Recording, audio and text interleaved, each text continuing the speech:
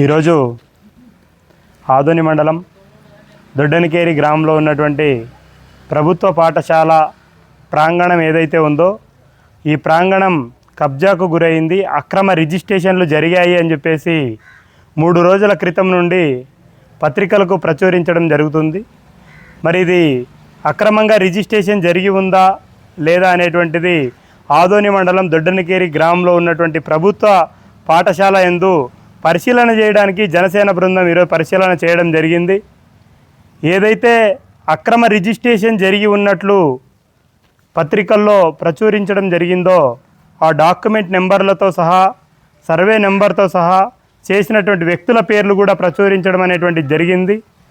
మరి ప్రభుత్వానికి సంబంధిత అధికారులకు జనసేన పార్టీ తరఫున విజ్ఞప్తి చేస్తూ ఉన్నాం. ఏదైతే అక్రమంగా రిజిస్ట్రేషన్లు జరిగి ఉన్నాయో అక్రమంగా రిజిస్ట్రేషన్ జరగడానికి సంబంధిత ఆధారాలు ఇచ్చినటువంటి పంచాయతీ కార్యదర్శి గారిని, రిజిస్ట్రేషన్ చేసినటువంటి సబ్ రిజిస్ట్రేషన్ కార్యాలయంలో ఉన్నటువంటి సిబ్బంది పైన కూడా చర్యలు తీసుకోవాలి. అక్రమంగా జరిగి ఉంటే దీనిపైన కూడా వాళ్ళ అధికారులపైన కూడా చర్యలు తీసుకోవాలని చెప్పి జనసేన పార్టీగా విజ్ఞప్తి చేస్తూ ఉన్నాం. ఎందుకంటే అక్రమంగా జరిగినటువంటి రిజిస్ట్రేషన్ ఏదైతే జరిగి ఉందో దీన్ని నిజంగా అక్రమం జరిగి ఉంటే దాన్ని రద్దు చేయాలి. ఇక్కడ ప్రభుత్వ పాఠశాల ప్రాంగణంలో జరిగినటువంటి తాత్కాలిక కట్టడాలు లేదా శాశ్వత కట్టడాలు ఉంటే కనుక ప్రభుత్వం జోక్యం చేసుకొని సంబంధిత అధికారులు పరిశీలన చేసి దీనికి సంబంధిత నివేదికను రూపొందించి ఆ కట్టినటువంటి కట్టడాలను కూడా తొలగించాలి అని చెప్పి జనసేన పార్టీగా విజ్ఞప్తి చేస్తూ ఉన్నాం.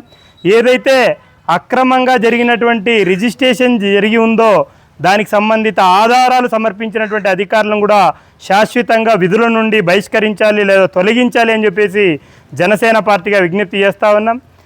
మేము జనసేన పార్టీగా ప్రభుత్వానికి విజ్ఞప్తి చేస్తున్నాం, ఒకటే అధికారులకు కూడా విజ్ఞప్తి చేస్తూ ఉన్నాం. అక్రమంగా ఆధారాలు కోరినటువంటి వారిపైన కూడా చర్యలు తీసుకోవాలి, వాళ్ళ పేర్లు కూడా బహిర్గతం చేయాలి అని చెప్పేసి కోరుతా ఉన్నాం.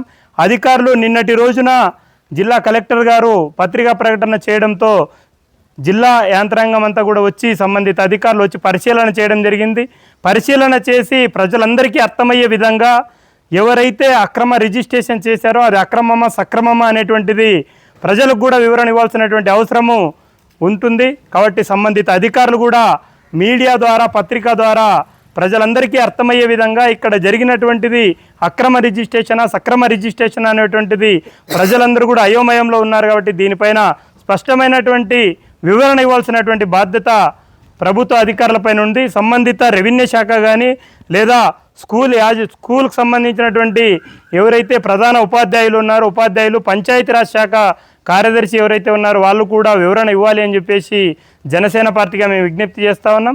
నిజంగా ఎవరైతే అక్రమ రిజిస్ట్రేషన్ చేసుకొని ఉంటారో వాళ్ళపైన చట్టపరమైనటువంటి చర్యలు తీసుకోవాలి అని చెప్తున్నాం. లేదా అక్రమ రిజిస్ట్రేషన్ జరగక ఉంటే అది అక్రమం కాకపోతే వాళ్ళపైన కూడా ఎవరైతే ఇది అక్రమం అని ఇప్పటి వరకు పత్రికా ప్రకటన చేశారో లేదా గ్రీవెన్స్లో ఎవరైతే దరఖాస్తు చేశారో వాళ్ళపైన కూడా చట్టపరమైనటువంటి చర్యలు తీసుకోవాలని చెప్పేసి కోరుతా ఉన్నాం. ఎక్కడ కూడా జనసేన పార్టీ అక్రమ రిజిస్ట్రేషన్లు కానీ ప్రభుత్వ భూములు స్వాధీనం చేసుకోవాలని ఆక్రమంగా చేసుకున్న వాటిపైన ఖచ్చితంగా జనసేన పార్టీ ఉపేక్షించేటువంటి అవసరం ఉండదు.